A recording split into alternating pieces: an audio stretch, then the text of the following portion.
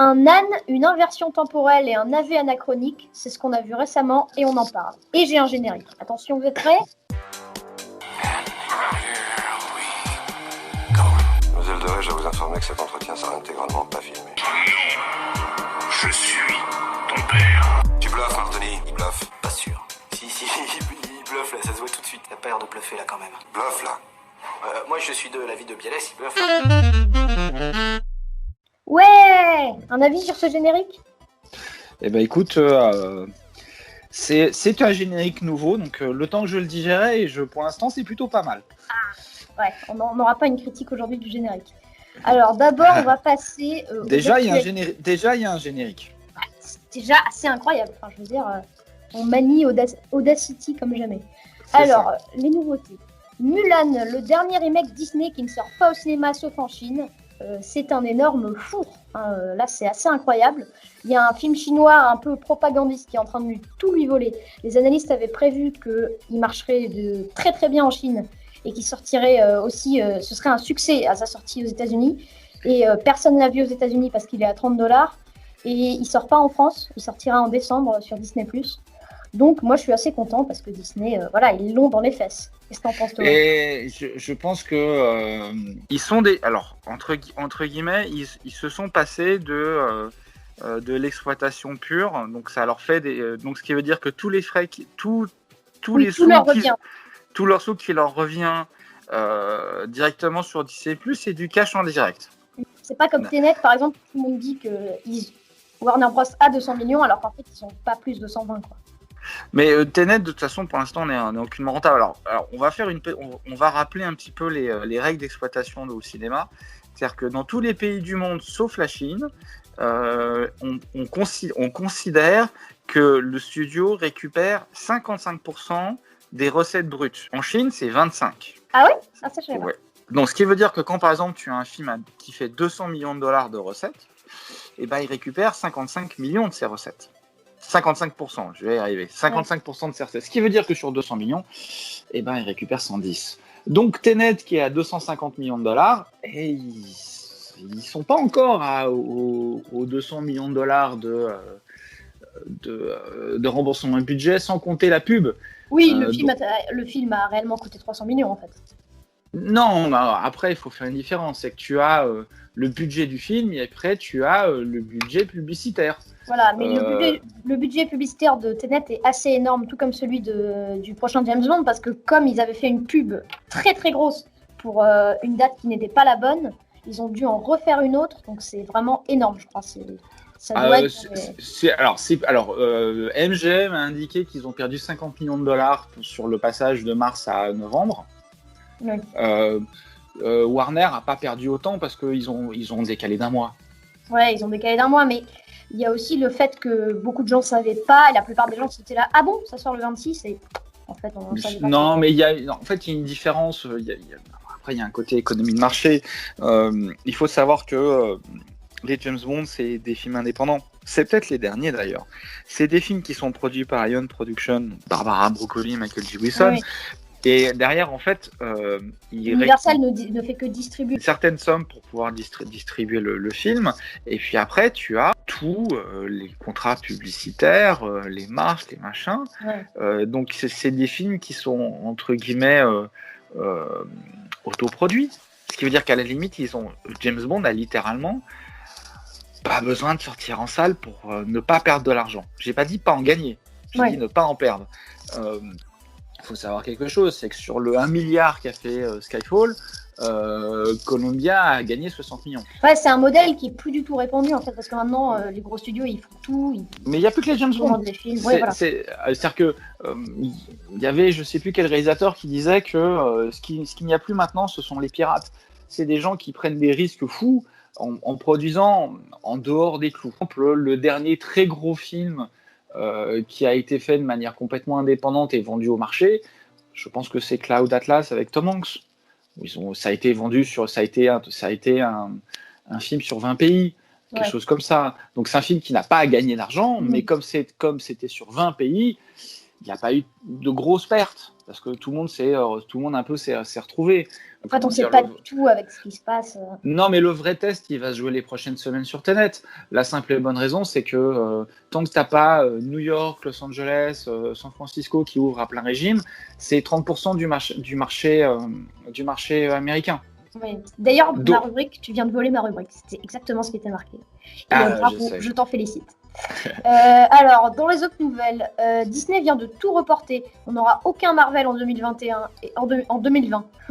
Un vrai drame pour la qualité des comic books. On ne verra pas Scarlett Johansson avec des gros Russes. L'Orient Express passe en décembre, alors qu'il était, je crois, programmé pendant 3 semaines à peu près. Alors, en ce qui concerne Warner, comme Tenet marche pas trop quand même, Wonder Woman 84 est reporté, ça à la limite, on s'en fout un peu aussi. On imagine que Dune sera aussi reporté. C'est logique.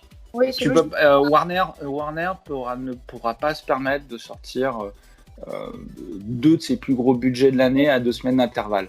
Oui, mais c'est comme Disney que tu reportes un truc, tu dois tout reporter parce que c'est un agenda assez... Oui, non, mais de toute façon, que ça soit Dune ou que ça soit Wonder Woman, qu'est-ce qu'on en attend ? Bah, t'as pensé quoi de la bande-annonce de Dune, si tu l'as vu ? Que je n'ai pas envie de voir le film. Ouais, moi je trouve qu'une fois que tu as eu Star Wars et Avatar, tu peux faire des gros bâtiments dans du sable, et à un moment c'est dur. Non, mais de toute façon, alors déjà quand je vois le nom du metteur en scène, je suis horripilé, parce que je pense que c'est pas lui qu'on aurait dû le mettre, et que ça va être comme Blade Runner qui était sorti il y a 3 ans maintenant, c'est-à-dire que pendant 2 semaines tout le monde va être aux anges, et puis après dans 3 mois tout le monde aura oublié. Donc Dune mérite mieux que ça. Oui. C'est-à-dire que moi je vois la bande-annonce, et j'ai l'impression de voir pas un film, c'est-à-dire que pas le film à quoi le bouquin correspond. Dune, c'est particulier, c'est un serpent de mer. C'est vraiment le truc Star Wars, mais en 10 fois plus poussé. Enfin, le truc dans la bande-annonce, à un moment, il y a Timothée Chalamet avec un couteau, et s'il bouge, il se fait flinguer. Enfin, c'est tellement... Alors attention, c'est que le bouquin date d'avant Star Wars. John Carter de Stanton a eu le même problème, c'est que John Carter qui est adapté d'un bouquin d'Edgar Rice Burroughs, le créateur de Tarzan. George Lucas a bien plié le bouquin quand il a fait Star Wars. Il a plié beaucoup de choses. Voilà, on va être très gentil. Et le problème, c'est que quand John Carter est sorti, tout le monde dit mais c'est Star Wars, c'est piqué sur Star Wars. Bah non. Oui. Donc tu vois, c'est problématique. C'est un peu comme. Mais après, quand tu fais ça, à toi de proposer quelque chose de différent. Mais on veut plus de différent. C'est fini. C'est-à-dire que on arrive sur un débat, aucun risque. Ce qu'a dit Spielberg il y a 1 an dans un article où tout le monde avait compris qu'il détestait toutes les grandes corpos, il dit maintenant, en fait, les Disney ou Sony, voilà, ils se permettent plus de faire 4 films à 40 millions, ils font un film à 200 millions pour que ça fasse 3 milliards. Et le problème, c'est que ça a plus de chances de se rater, j'ai l'impression. Mais la problématique, elle est même pas là. C'est-à-dire que Mulan, alors Disney donne pas les chiffres, mais Mulan, on s'y attendait que ça allait pas marcher. Faut être honnête. Franchement, moi je pensais que ça marcherait parce que c'est quand même un film qui est calibré pour le marché chinois, et là en fait il y a une espèce de film de propagande chinois. Non, on va pas se fâcher sur les films de propagande parce que comme on l'a pas vu, je n'ai vu aucune bande-annonce, je ne sais pas. Quand Disney fait Pearl Harbor, c'est un gros film de propagande. Oui, bien sûr. Mais la problématique, elle est que de toute façon, c'était un film qui allait plaire un peu au marché chinois, mais qui a été fait pour fonctionner auprès des ados et des enfants parce que le dessin animé est extrêmement populaire. En plus, apparemment, c'est pas très bien. Moi, je l'ai pas vu parce que le streaming, c'est mal, les enfants. Mais j'ai pas envie de le voir parce que de toute façon, Mulan, l'original, il est très bien. On voit ce qu'ils ont fait avec le Roi Lion. Voilà. Non, on ne rentre pas dans le Roi Lion. Ne rentrons pas. Dans le Roi Lion, je pense que c'est vraiment le pire film de ces dernières années. Mais c'est subjectif, parce que s'il y a 10 millions de personnes qui vont le voir en France, ça veut dire qu'il a plu, quelque part. Mais de toute façon, donc, je reviens sur ce que je disais, c'est que Disney, de toute façon, a gagné de l'argent sur le streaming. Est-ce qu'ils ont gagné suffisamment d'argent pour que ça soit à l'équivalence d'une sortie salle aux estimes? On ne sait pas, vu que de toute façon, il se tire entre guillemets une balle dans le pied parce que tu as des pays comme la France où ça va sortir directement sur Disney+, mais sans rajouter $30 ou 30 €. Ouais. Parce qu'ils savent très bien qu'en France, par exemple, personne va payer 25 euros. En revanche, si on met une grosse pub Mulan, les gens vont, ne serait-ce qu'un mois, payer les 7 euros du mois et après s'arrêter. Mais est-ce qu'il n'y a pas d'essai gratuit pour Disney+. C'est pas comme pour Netflix et Prime Video. Oui, mais ce qui veut dire qu'en Disney+, tu vas avoir tous les ados et les enfants qui vont prendre Mulan, qui vont prendre Disney+, pendant un mois. À 7 euros, et puis après tu vas avoir une partie qui vont par défaut laisser leur abonnement courir. Non, je te parle de Disney+. Ouais.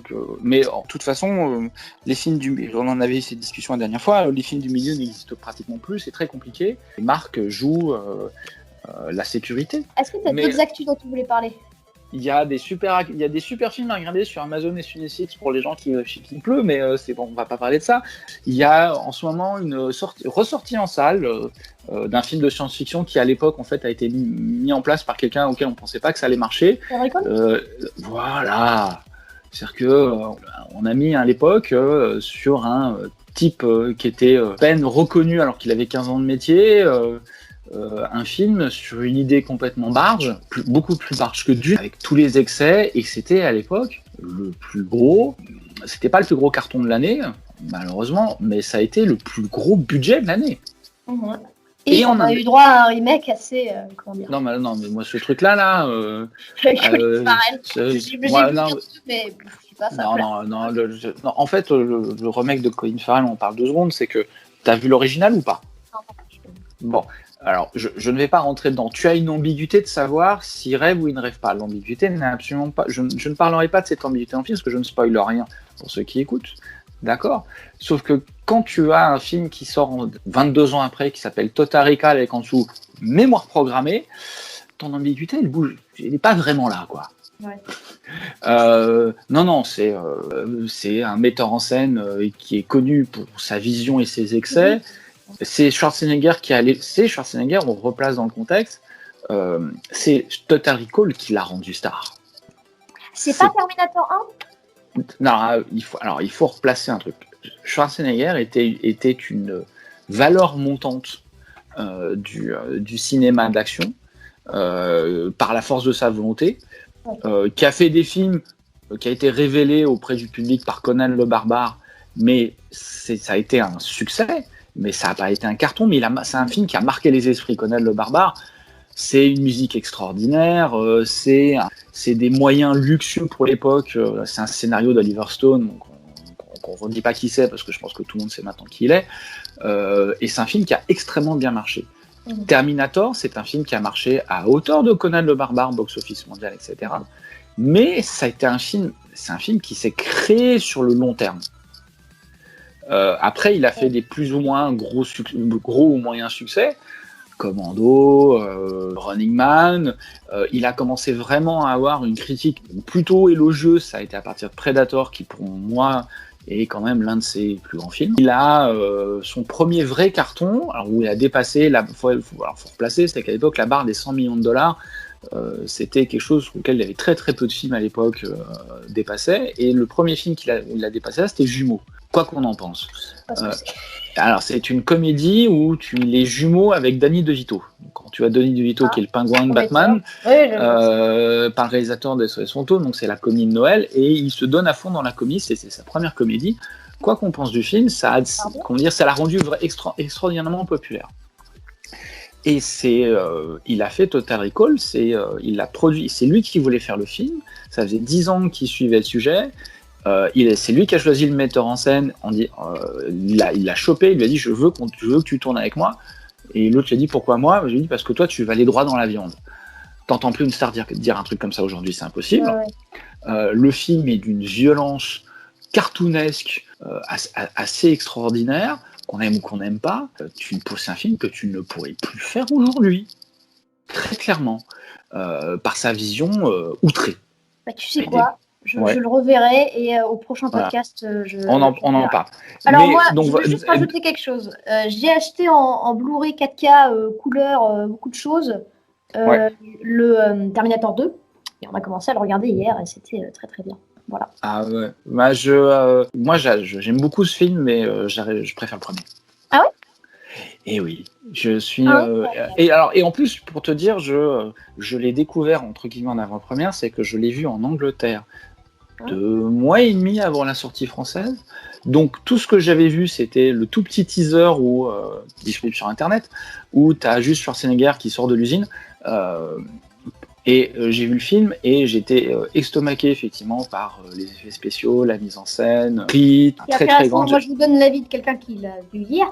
Ouais. Et vraiment, il y a des effets spéciaux qui sont quand même, qui ont pas le film, et c'est une belle restauration, hein, mais il a pas vieilli du tout, quoi. Non. C'est assez incroyable. Alors, attends. Quand le T-1000 à quelques moments de transition, c'est peut-être un peu trop, ça fait un peu Playmobil. Ça c'est le 4K. De quoi 4K.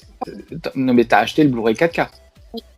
D'accord. Le fait que ça soit, c'est la définition qu'en fait entre guillemets qui est tellement poussée qu'à bout d'un moment, quand t'as un effet numérique, et en plus c'était l'un des premiers effets numériques qui fonctionnait vraiment. On va oublier le morphing de Willow, on va être gentil. Au bout d'un moment, comme t'en as tellement vu avant. Et tu vois plus, je vais pas dire l'imperfection, mais le. Ah ouais, non, mais c'est l'œil de quelqu'un de blanc, en fait. Alors après, il a quand même, faut être honnête, Cameron a retouché quelques images de l'époque, parce qu'il y a 2-3 transparences de l'époque où ça se voyait. Alors moi, oui, effectivement, mais parce que t'as James Cameron, qui est un type qui ne lâche rien. C'est un type qui, quand il a une vision, il va aller jusqu'au bout. Il y a eu malheureusement, des Terminator derrière. Moi, quand je me suis tartiné Terminator Genesis en 2015, où c'est le 5. Et 5, ils reprennent des images du premier et du deuxième en plus cheap. Donc faut le faire quand même, avec beaucoup plus d'argent. Mais t'as un peu un yes man qui fait tout ce qu'on lui demande, et un type qui dit moi je veux ça et je veux et je l'aurai. On a plus ces metteurs en scène là, c'est fini. Ils sont encore là, mais ils font des films de corpo maintenant. Non, Cameron ne fait pas des films de corpo. Ce que je veux dire, c'est que toute la génération où quand moi j'avais ton âge et que les personnes qui faisaient ces films-là, à part Spielberg et Cameron, ils sont ou plus là du tout, ou on leur donne pas les moyens de faire des films. Ou ils ont totalement perdu leur connexion artistique. Coucou Ridley. Non, mais de toute façon, Ridley Scott, ça fait déjà quelques décennies que toute considération artistique se pose là. Mais il manque, c'est les auteurs de blockbusters, c'est pas les Joe Dante, les gens comme ça, où à l'intérieur d'un film extrêmement friqué, te proposer une vision qui plaisait. Moi, je suis effaré par la qualité du cinéma américain depuis ces dernières années. De toute façon, on en parle suffisamment ensemble. Je trouve plus du tout mon plaisir.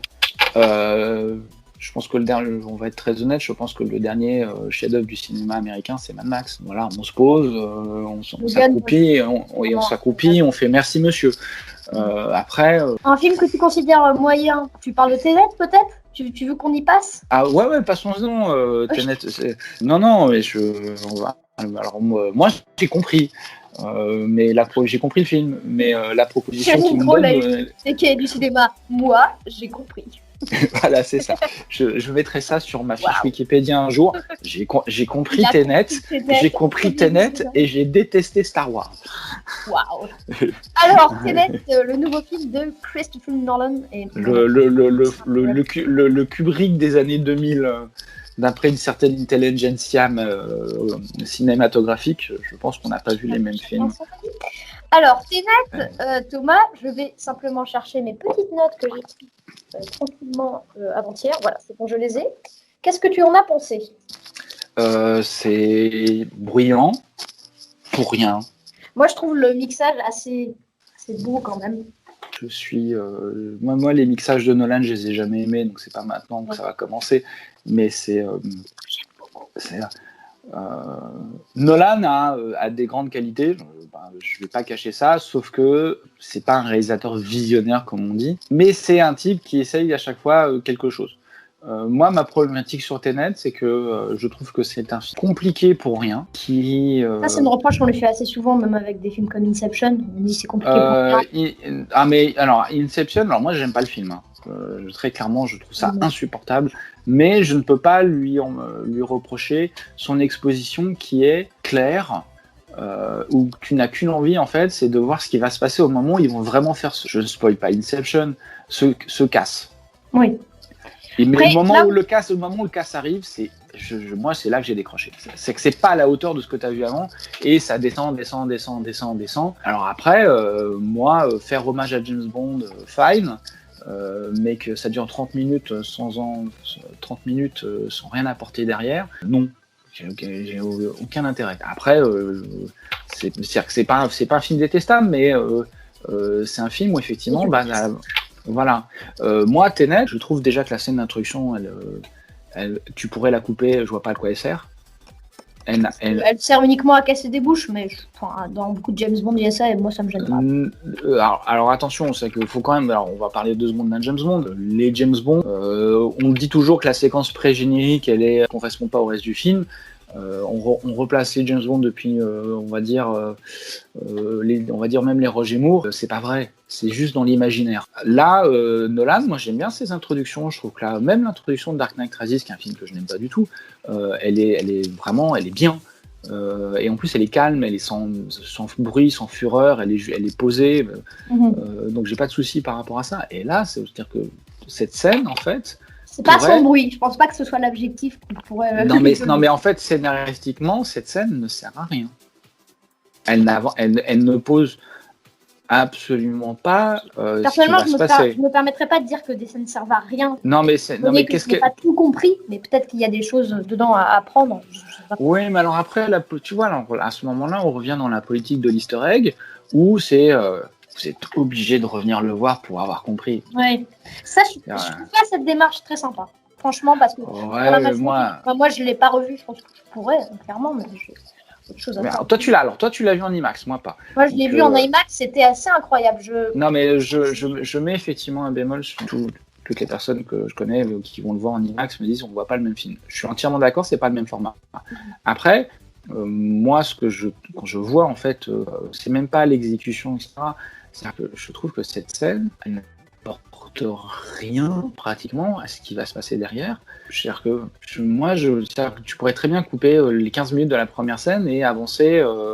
C'est-à-dire que il pourrait très bien se retrouver dans un bateau et l'autre lui dit Tenet, etc. C'est-à-dire qu'il n'y a pas de retour en arrière sur cette scène après.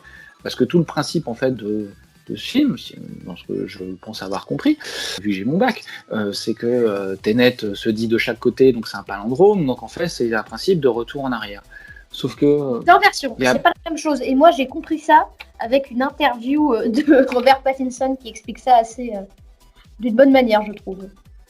Oui, mais c'est tout à fait possible. Mais après, c'est-à-dire que moi là où ça me gêne, c'est-à-dire que je trouve que la caractérisation des personnages, à une exception, c'est pas possible. Ouais, non. C'est-à-dire que, comme tu ne t'attaches à pratiquement aucun des personnages, alors je parle pas de Kenneth Branagh qui s'entraîne à faire l'accent russe en faisant des R, je vais tous vous briser.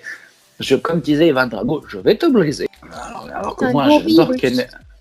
Voilà, alors que moi j'adore Kenneth Branagh, je trouve que c'est un acteur fantastique et un metteur en scène qui au début en tout cas me passionnait. Mais ça c'est un autre débat. C'est-à-dire que à quoi ça sert? Voilà. Bon, ouais. Mais non, j'ai pas compris. C'est-à-dire que et alors, moi après, moi faire des films en dur, tu me connais, je suis le premier à dire c'est génial, au moins on arrête les trucs en images de synthèse, on fait des choses en vrai. Le problème c'est qu'il fait effectivement et il s'en vante. Alors après, je suis pas sûr que c'est de l'avantage jusqu'au bout, de toute façon. Pour moi, c'est comme dans 1917, toute la com autour du plan séquence. Là, c'est toute la com autour de.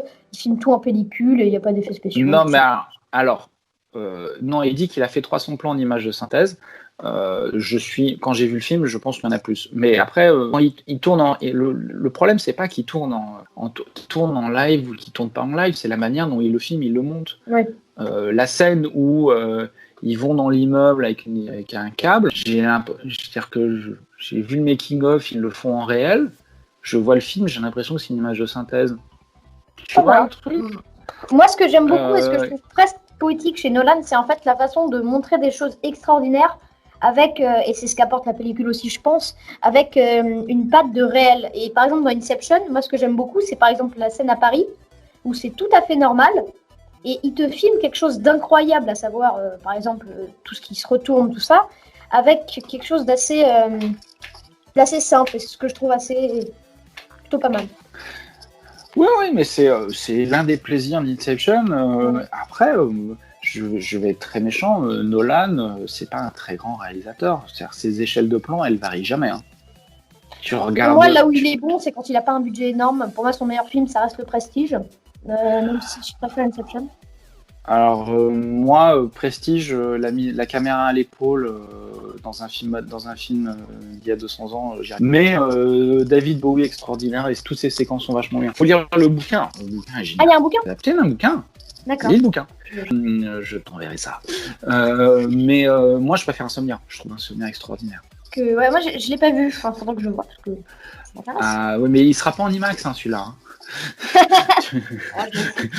Non, mais ce que les gens ont l'air d'oublier quand même, c'est que Tenet a été tourné entièrement en IMAX, et c'est aussi, je crois, une grosse partie du budget, parce que tourner tout en IMAX, c'est quelque chose d'assez récent. Je crois qu'il y a 3 films dans l'histoire du cinéma qui ont été tournés entièrement en IMAX. C'est pas comme, par exemple, Dark Knight Rises, où tu as certaines scènes en IMAX, machin. Là, c'est tout en IMAX, qui coûte très très cher. Et il y a 3 films, je crois, il y a eu Avengers Infinity War, Avengers Endgame et Tenet qui ont été tournés entièrement en IMAX. C'est vrai que Avengers Infinity War, heureusement qu'il y a beaucoup, IMAX. hein. Voilà.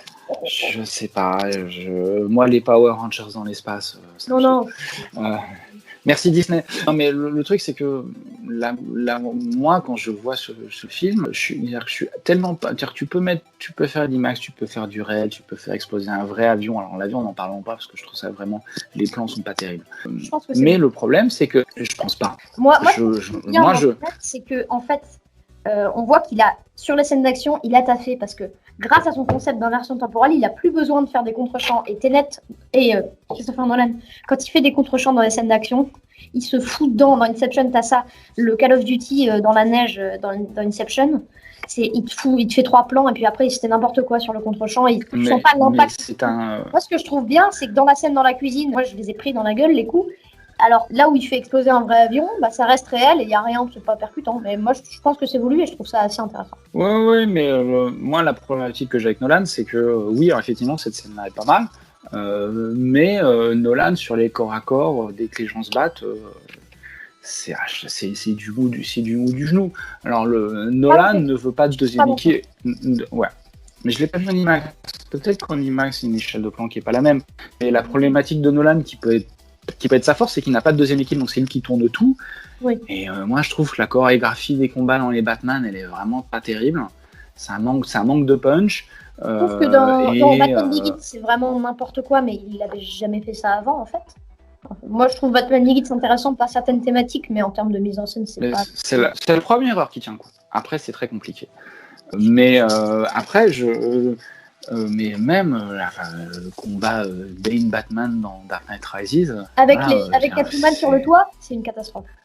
Non mais tous les corps à corps sont catastrophiques. Mais pour moi, c'est pas vraiment un metteur en scène d'action. Alors déjà, oui, mais tu sens, moi je pense qu'il a fait Dark Knight Rises parce qu'on lui a dit tu fais Inception, comme ça tu feras Dark Knight Rises. Ouais. Je ne suis pas, je suis absolument pas convaincu par ce film, mais vraiment pas. La seule chose que je trouve bien, parce que là c'est vrai que c'est plaisant de voir ça en réel, c'est le truc aérien où effectivement ils se sont cassés la tête pour en faire vraiment en aérien avec des fils et machin. Et ça fait du bien. Mais après, c'est parce que son combat est contre le tout numérique. Parce qu'il y a 20 ans, le numérique n'était pas aussi poussé et qu'on laissait encore du concret prendre le terrain. Après, c'est un grand débat là-dessus, mais voilà. On revient à l'idée que si tu avais Nolan au milieu de tout le monde, tu aurais Nolan et tout le monde. Et là, comme là, il n'y a personne, tu as Nolan. Après... Je suis effectivement pas un grand fanat de numérique. Il faut faire attention à ce qu'on dit parce qu'au bout d'un moment, ça va se retourner contre lui. Parce que le fait de dire, Je trouve que cette glorification de la pellicule, c'est pas... Non, mais la glorification de la pellicule, il le fait parce que Kodak et Technicolor ne veulent plus le faire de péloche. Donc il se bat avec tout le monde pour un jeune. Donc ça, à la limite, je n'ai aucun problème avec ça. Je trouve que la manière dont il en parle, je la trouve beaucoup plus commerciale que Tarantino. Tarantino a toujours tourné en péloche, sauf quand il a fait ses 5 minutes de Sin City. Tarantino a utilisé 2 images de synthèse de toute sa carrière. Oui, c'est pas le même cinéma, on peut pas comparer. Oui, non, mais je veux dire, le discours qu'il en donne. Tarantino met de la pellicule parce qu'il veut pouvoir, il trouve que c'est irréel, il trouve que le numérique est irréel. Je suis pas loin de penser la même chose. Après, il y a une différence entre Tarantino qui a refusé des images de synthèse jusqu'à son dernier et qui a dû l'utiliser parce qu'il n'a pas eu le choix. C'était pour la séquence avec DiCaprio dans La Grande Évasion où il dit qu'il avait fait des tests, il dit je peux pas faire autrement sinon ça va apparaître beaucoup trop hors jeu. L'effet spécial est très très discret. Nolan, il dit qu'il est pour la pellicule, etc. Et pour le truc en réel, mais d'un autre côté, c'est lui qui pousse aussi les avancées numériques. Donc voilà, je veux dire que je pense que c'est pas le même discours, mais après c'est une question de ressenti. Moi, je trouve pas Nolan un excellent metteur en scène. Je trouve en revanche que c'est un type qui a des concepts. Oui, le concept. Voilà. Et le problème, il a fondant. Alors après, moi, je vois ces films, donc je vois des jolis concepts, qui vont plus ou moins jusqu'au bout. Mais après, en termes de mise en scène pure, il n'y a pas de variété de plans, quoi. Moi, je suis désolé, le travelling à 180 degrés autour de 3 personnes qui parlent que ce soit en haut d'un immeuble ou que ce soit voilà, mais il le fait tout le temps. Il a ce trademark dans tous ses films. Et t'aimes pas ça parce que Tarantino il fait ça avec les coffres de voiture. Donc... Si tu regardes bien, il n'y a pratiquement jamais de contrôle. Il n'y a pas beaucoup de changements d'échelle de plan chez Nolan. Et c'est pas qu'un problème de caméra en IMAX. C'est que c'est toujours filmé de la même manière. Après, c'est un type qui a un concept. Alors, c'est ce qui nous manque. Mais tu vois, je vais faire une analogie un peu méchante. J'aurais préféré voir les Dark Knight avec les scénarios qu'ils ont réalisés par Michael Bay. Ça m'aurait, j'aurais eu plus. Voilà, donc Thomas, l'invité d'aujourd'hui, il ne reviendra pas. D'ailleurs, dans l'histoire. Attention, le Michael Bay de maintenant, pas le Michael de Bad Boys. On est là. Voilà. Mais alors, pour finir sur moi, je conseille aux auditeurs et à toi un court-métrage de Raphaël Descraques qui a un peu le même concept que Tenet et qui est bien sûr pas cher du tout parce que c'est un court-métrage YouTube qui est incroyable. Faut vraiment le voir, ça s'appelle The Mission Square. Je vais mettre le lien en description. C'est un peu le même concept, je spoilerai en rien et c'est un tout petit truc, c'est vraiment incroyable et là où le réalisateur il a pas de budget et il fait un truc qui je pense... On n'a pas d'argent mais on a des idées. C'est beau, c'est incroyable.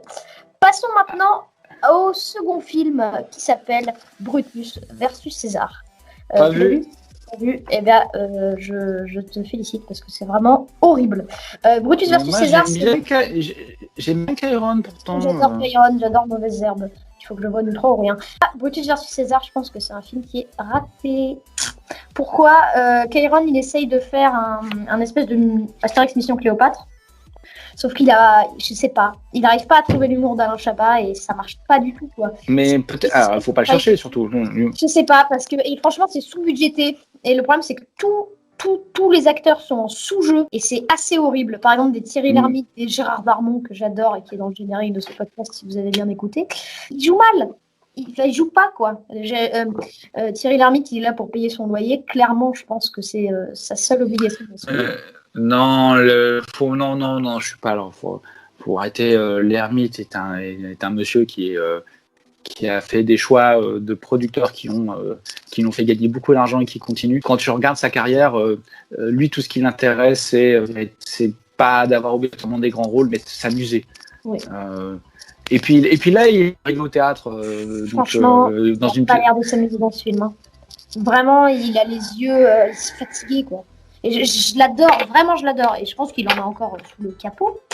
Mais là c'est pas possible. Dans ce film, il y a quand même un gros casting. Mais je pense que c'est un film. Ouais, j'ai vu la bande-annonce. Parce que, écoute, la bande-annonce est peut-être pas si mal. Franchement, parce que le film est vraiment horrible. T'as Ramzy Bedia qui joue César. Moi, j'aime bien Ramzy. J'aime bien Ramzy, mais là, dans ses derniers choix de film, c'est juste pas possible, quoi. Tu sais, c'est compliqué. Peut-être que le film en salle aurait eu la même chose. Peut-être que quand tu vois un film comique que tu attends et que tu vois au milieu de tout le monde dans une salle et que tout le monde rit, tu vas rire avec eux. On est dans un contexte particulier où c'est des films qui auraient dû sortir en salle. Franchement, oui, il devait sortir en salle. Est-ce qu'il a été mis sur Prime Video parce que c'est nul ou parce que le Covid? Je pense que c'est honnêtement le Covid. Mais sa qualité n'aide pas. Cette qualité n'aide pas et parce que c'est pas bien. Ça tombe des blagues un peu Aladdin avec Kev Adams en fait. Et c'est horrible de dire ça pour Kyron, je suis vraiment désolée.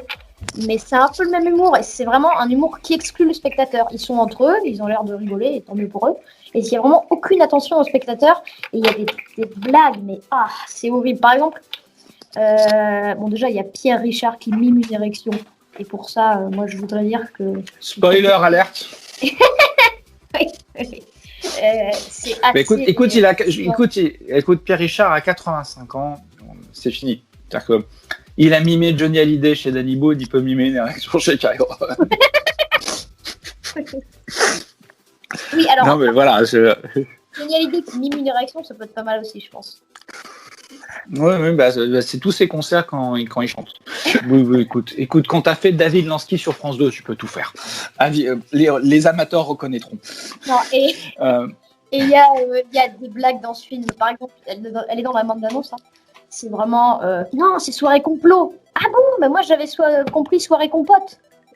Soirée compote. Génial. C'est incroyable. C'est un peu foutu de ta pomme, là, ça. Merci, je suis très heureuse. Et alors moi, je voudrais quand même dire quelque chose de positif dans ce film. Le générique est bien. Ça, c'est dans James Bond. Ah, dans ce film, il y a une actrice qui s'appelle Eye Haidara. Je sais pas si je prononce bien, je suis désolée. C'est une actrice qui a joué dans... C'est une amie de Kyron, je pense. Qui a joué dans Le sens de la fête de Eric Toledano et Olivier Nakache. Et qui est assez incroyable. C'est l'assistante de Max dans Le sens de la fête, donc le personnage de Jean-Pierre Bacry. Et c'est une actrice qui est vraiment incroyable et que j'ai trop peu vue. Je l'ai vue que dans ces deux films. Bon, là, elle est pas très très bien, mais je voulais dire que franchement, s'il y a des acteurs engagés là, parce qu'elle est incroyable. Tu vois qui c'est? Super. Je vois le visage. Mais c'est vrai qu'effectivement, dans Le sens de la fête, elle était très bien. Donc on va arrêter Kyron parce que moi je n'ai pas vu, donc je ne critiquerai pas, mais c'est très difficile en ce moment. Il y a on a beau avoir du monde en salle, enfin, pas beaucoup mais on en a, mais c'est pas au niveau d'habitude. Donc je pense que quand t'as Amazon, Netflix, Apple qui proposent des sommes et que c'est des budgets très moyens où ils ont peur de perdre de l'argent, franchement, on va dire que c'est une Ah, bien sûr, mais moi je veux pas du tout à Kyron et je crois qu'il va avoir une fiche de carrière compliquée parce qu'il a fait des déclarations comme quoi il y a eu un moment copie comique et le truc c'était qu'apparemment ce serait lui et il dit qu'il a perdu beaucoup de contrats avec ça. Et là, à mon avis, ce film, ça va pas aider non plus. Donc moi, je souhaite du bonheur à Kyron, même si là, ça va être compliqué. Mais la vie ne s'arrête jamais dans ce milieu. C'est bien connu, donc on lui fait. On va la faire John un big up et on attend le prochain avec impatience. Voilà, c'est ça. Moi, j'attends. On fait un coin roco ou on fait pas un coin roco? Moi, il me reste un film que j'ai vu récemment, c'est Antoinette dans les Cévennes. Et t'as dit que le public ne riait pas en salle. Et ben là, franchement, c'était assez fou. Qu'est-ce que tu veux dire? Moi, que la bande-annonce me fait beaucoup rire. Donc, je vais y aller. J'aime beaucoup l'actrice. J'aime beaucoup Benjamin Laverne. J'ai l'impression de voir une Karine Viard dans Les Randonneurs, dans le même côté verve comique. Donc, c'est dans ma liste quand j'aurai du temps pour aller le voir. Mais effectivement, de toutes les comédies françaises qui sortent en ce moment, c'est la seule que j'ai envie d'aller voir. Ah, moi, je recommande Terrible Jungle, dont j'ai fait une critique sur mon site internet. Ouais, mais il passe plus. Il a été bazardé en août Malheureusement, non, pour te dire que il y a même un journal qui fait du fantastique en France, que je ne citerai pas, mais que tout le monde sait à peu près de quoi je parle, qui ont fait une critique très positive dessus. Et là, quand j'ai vu la critique, je me suis dit, à ce point-là, quand même. Oui, alors en revanche, en parlant de comédie française, j'ai vu le film avec Jonathan Cohen et Marina Foïs. Énorme. Que mes parents énorme, voilà. C'est pas à la hauteur du buzz. De quoi? C'est pas à la hauteur du buzz que ça a fait. Ah oui, mais ça buzz parce que mais gros connards se plaindre que des femmes font des films. Moi j'aime beaucoup mais moi j'aime beaucoup Marina Foïs. Je trouve que c'est une nana qui a un grain qui me plaît beaucoup. Le problème c'est que c'est très court, mais il y a une demi-heure où on a l'impression que ça n'avance pas. Alors après, on n'est que dans l'impression. Alors après, effectivement, il y a une fin qui, moi, cœur de papa, me fait pleurer, mais bon, ça me regarde que moi. Non, mais bon, à la fin, tu penses bien que quand il y a une grossesse, il y a un accouchement. Et moi, quand il y a un petit bébé qui sort à la fin de l'accouchement et qui sourit, je peux pas dire que je ne suis pas ému parce que je ne suis pas un Terminator. Voilà. Ouais, alors même si je reviendrai. Parce qu'on va pas parler tant que ça du coup. C'est très bien. Je trouve que la première heure est vachement cool. Laure Calamy, elle est dans son personnage à 10%. Je veux dire à 1000%, mais 10% parce que c'est 10%, c'est marrant. Et du coup, c'est un peu comme un Jim Carrey dans Ace Ventura, c'est vraiment le maximum, je pense, qu'elle puisse faire. Et c'est assez incroyable, elle est super. La scène d'intro est assez grandiose, je trouve. Je ne vais pas spoiler la scène d'intro. Et elle est totalement son personnage. Je trouve la première heure très très cool. Pour moi, il y a un ventre mou de 20 minutes. Et c'est vraiment dommage. Après, ça utilise des poncifs un peu... si c'était un film du Splendide, ça ne m'aurait pas tant étonné parce que voilà, c'est pas très... ça fait pas très récent comme truc, c'est vraiment des clichés aussi. Bon, moi, ça me dérange pas tant que ça, parce que je m'y attendais, mais voilà. Non, mais moi, ce qui me dérange, c'est à la fin, en fait. Je vais pas spoiler, mais il y a une scène... Bon, je peux pas en parler, alors. On en parlera au prochain podcast. Je le vois dès que je peux, voilà, et je t'en parle au prochain podcast.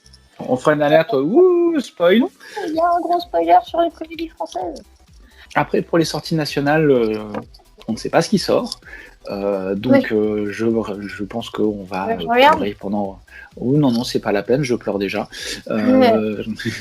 Donc, profitez, si vous avez le temps d'aller voir des films que vous n'iriez pas voir. La carte UGC limitée et Pathé Gaumont est faite pour ça. C'est le meilleur moyen de se dire qu'il y a autre chose que la comédie française, le drame qui se passe dans une pièce de 16 mètres carrés où tout le monde pleure, et un film où une image de synthèse se bat contre une autre. Je suis allé en salle, j'ai payé ma place comme un grand. Alors, c'est un film que t'as vu, voilà, ça passe. Ah non, mais parce que je suis parti au bout d'une heure. J'ai trouvé ça insupportable. Donc c'est cliché sur cliché. C'est un film qui se veut intelligent, mais qui en fait fait tout ce qu'il faut pas. Et puis c'est super mal interprété, quoi. Donc au bout d'un moment, c'est des soldats. Ça commence dans une plantation de coton avec des soldats sudistes, racistes et méchants. Et t'as l'impression c'est tous des New-Yorkais qui ont pris l'accent du Sud avec un coach pour paraître les méchants. C'est insupportable. Donc voilà. Je sais pas. Moi, au bout d'une heure, je n'ai pas réussi à suivre. Je me suis dit, bon, allez, je vais pas me torturer encore pendant 45 minutes. Je m'en vais. Alors, et d'ailleurs, le film ne sort même pas en salle aux États-Unis. Il est directement en VOD. Donc merci les Français. Oui, parce que d'ailleurs, j'ai vu l'avant-première s'est déroulée après la sortie française. Si vous habitez à Tours, le Ciné-Loire où j'ai vu Tenet, qui a une salle IMAX, il repasse des Spielberg. Hier, il y avait Les Dents de la Mer, je suis pas allée voir. Et là, aujourd'hui, il y a E.T. et il y en aura dans les prochains jours, il me semble. Donc, c'est bien. Non, mais c'est bien, profitez. Le Grand Rex, j'en profite. Le Grand Rex fait une rétrospective Clint Eastwood. Alors, il n'y a pas tout, et ça a été en pas longtemps. Ils font une rétrospective Martin Scorsese. Donc, tous ceux qui ont vu juste les derniers, profitez-en. Allez voir Taxi Driver, allez voir Casino, allez voir Hugo Cabrel, Les Nerfs à vif, qui n'est pas incroyable. Allez voir Les Nerfs à vif, qui n'est pas sorti en salle depuis 92 dans la grande salle du Grand Rex. honnêtement, moi je l'ai vu à l'époque, c'est un choc, quoi qu'on pense du film. Et puis il y a une rétrospective Luc Besson, mais là on n'est pas obligé. Oui, non.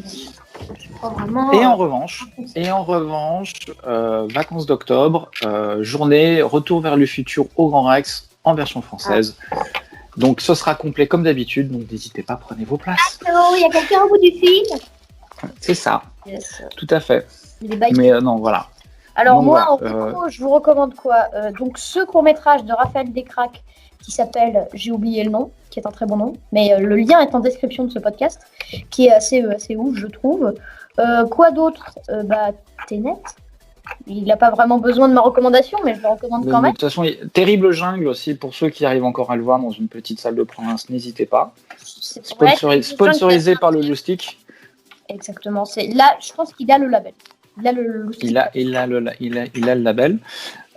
Et puis, pour le reste... Non, il passe plus. Donc dans 3 mois, dans toute bonne... aucune séance disponible, je pense qu'il y a... Donc SVOD est payé parce que le cinéma français VOD ou SVOD et payé s'il vous plaît. Ils ont Terrible Jungle a besoin que vous donniez de l'argent pour que comme ça si vous avez aimé le film, ils pourront en faire un deuxième. Donc voilà. Les Tuches 4 qui sort bientôt. Alors j'ai pas vu les Tuches 1, 2. J'ai pas touché. Je n'ai pas vu la trilogie Parrain Tuche. Donc, je ne sais pas. Je préfère le Parrain. Écoute, pareil, hein, mais... non, Francis Ford Coppola, Olivier Barrault, même combat. Non, en revanche, je fais un aparté. Francis Ford Coppola va sortir fin décembre une version Director's Cut du Parrain 3, qui risque de sortir en salle. On va faire très vite sur l'histoire du Parrain 3. C'est un film qui a été fait dans des conditions très rapides vu l'époque. La bande-annonce d'ailleurs, la première bande-annonce montrait des scènes qui n'étaient pas dans le film. C'est un film qui a été un peu rushé. Entre le moment où Coppola a signé et le moment où le film est sorti, il n'y a pratiquement pas eu 18 mois. Donc 18 mois pour faire un scénario, prendre des acteurs, les contrats et tout, tourner dans plusieurs pays, monter, etc. Et à l'époque, c'était pas du montage en numérique, c'était du montage en pellicule. Ça prend plus de temps normalement. Donc le fait qu'il ait sorti ça 1 an et demi a été déjà l'exploit. Donc il a jamais aimé cette version-là, il l'a jamais caché de toute façon. Et là en fait, Paramount a donné des sous pour qu'il sorte une version Director's Cut. La fin sera, d'après ce qu'il dit, la fin sera pas la même, le début non plus. Il n'y aura pas la même musique. Et contrairement à George Lucas, il n'enlèvera pas la première version qui n'existera plus. Merci Francis. Donc sortie prévue fin décembre. Quand j'aurai plus de news, vous en aurez. Coppola père ne tourne malheureusement plus depuis Tétro. Il fait son vin, il produit les films de sa fille et en même temps il profite de faire des restaurations.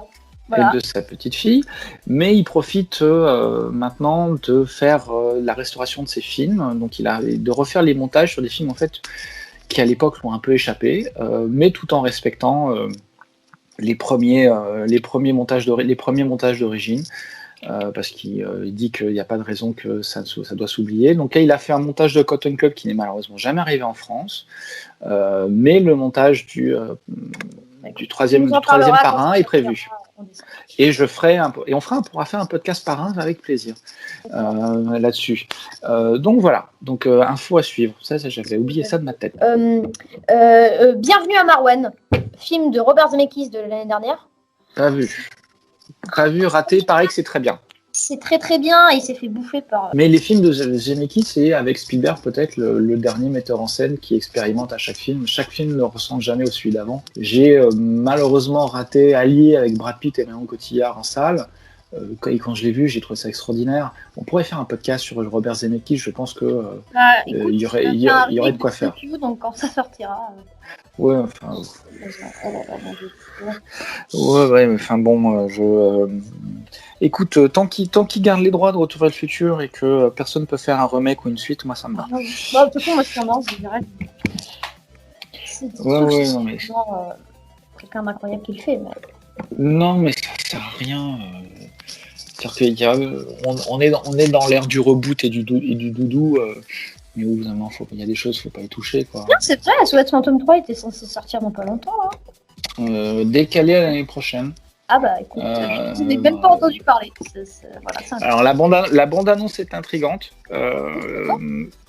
Après, moi j'aime bien Jason Reitman. Je trouve qu'il y a des films qui sont de lui qui sont assez agréables. Après, j'espère qu'il s'est pas fait manger par Columbia. Ouais. C'est moi, compliqué. Je pense qu'on va finir cette émission sur une anecdote incroyable. Est-ce que vous êtes prêts? Je suis prêt. Bill Murray m'a donné une banane. Qui ça? Bill Murray. Oh. Alors, déjà, il va falloir du contexte. J'habitais il y a peu de temps à Angoulême. Et sur le tournage, j'étais allée voir le tournage de The French Dispatch. French Dispatch, qui est aussi emporté d'ailleurs. Définitivement d'ailleurs. Et Bill Murray sorti de sa loge et il fait « Oh bonjour !» Il a donné tous les biscuits qu'il y avait dans les loges à ma famille et moi j'ai eu une banane. Et t'as une photo? Et je n'ai aucune photo et je m'en fous parce que c'est un souvenir et croyez-moi pas, bah, c'est totalement vrai. Voilà. Non, on te croit. Connaissant Bill Murray, c'est tout à fait son style. Bill Murray, c'est une personne incroyable. Bill Murray et Bill Murray. Un type qui arrête de tourner pendant 2 ans pour aller étudier à la Sorbonne l'histoire et la philosophie ne peut être qu'un mec bien. Oui, il a fait ça dans les années 80. C'est pour ça que tu ne l'as pas vu entre SOS Phantom 1 et SOS Phantom 2. Il a juste fait un petit caméo dans un ou 2 films, mais il est parti en fait étudier en France. Ouais, d'accord. Alors, dernière reco avant la fin. C'est une vidéo YouTube de Captain Tabouret qui s'appelle l'ère. Attends, je vais la retrouver. Je vais la retrouver parce que j'ai pas le nom directement, mais ça s'appelle. Et c'est là que le montage va être vraiment très utile. Tu peux souffrir, tu peux souffler. Hein. Ça s'appelle Un bilan des premières années Disney Star Wars 2012-2019.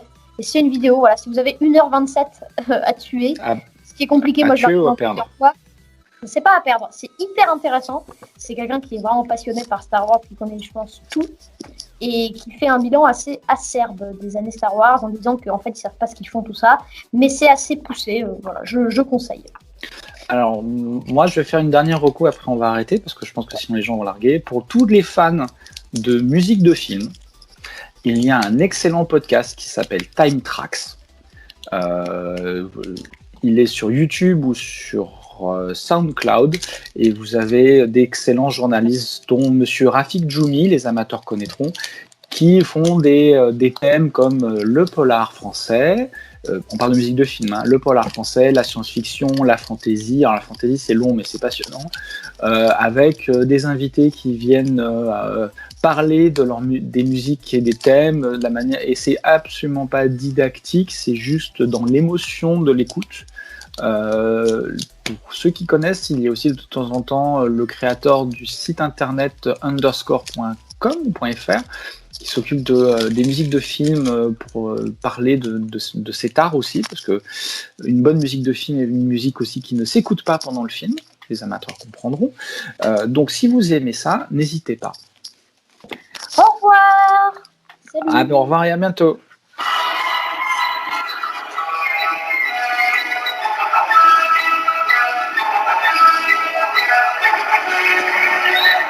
Waouh! T'es encore là? Super. Bon bah en tout cas je ne sais pas qui tu es. Je ne sais pas si tu es sur Spotify, SoundCloud, toutes les applis de podcast que je connais pas mais où le podcast est quand même. Mais en tout cas bravo à toi d'être arrivé jusqu'au bout. Et rien que pour ça j'ai envie de te faire un cadeau. Est-ce que t'es prêt? J'ai fait du montage pour cette émission clairement parce qu'on n'était pas très préparés. Et là je vais te faire une compile de tous les E. J'espère que ça va te plaire. Et à la prochaine.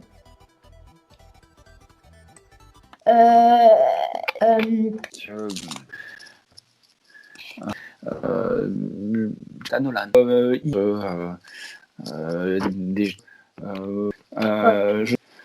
On va.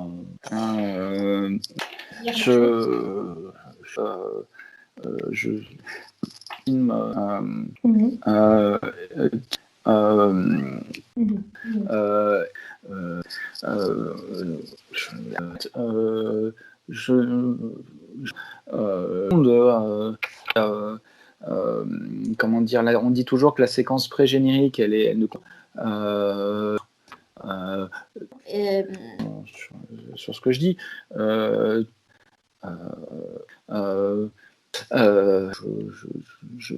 C'est-à-dire que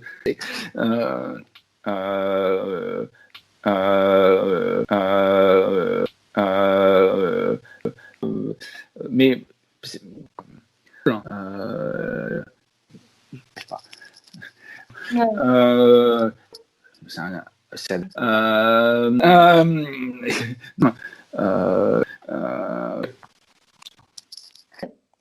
enfin, moi que et ouais.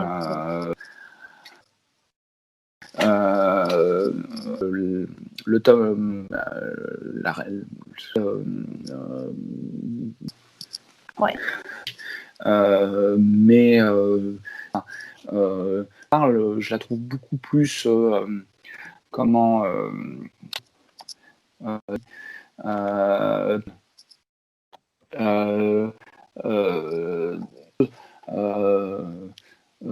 après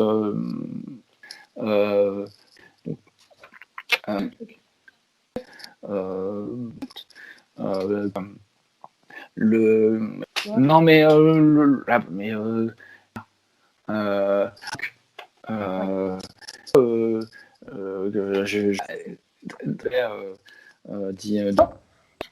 là de comment il s'appelle je crois.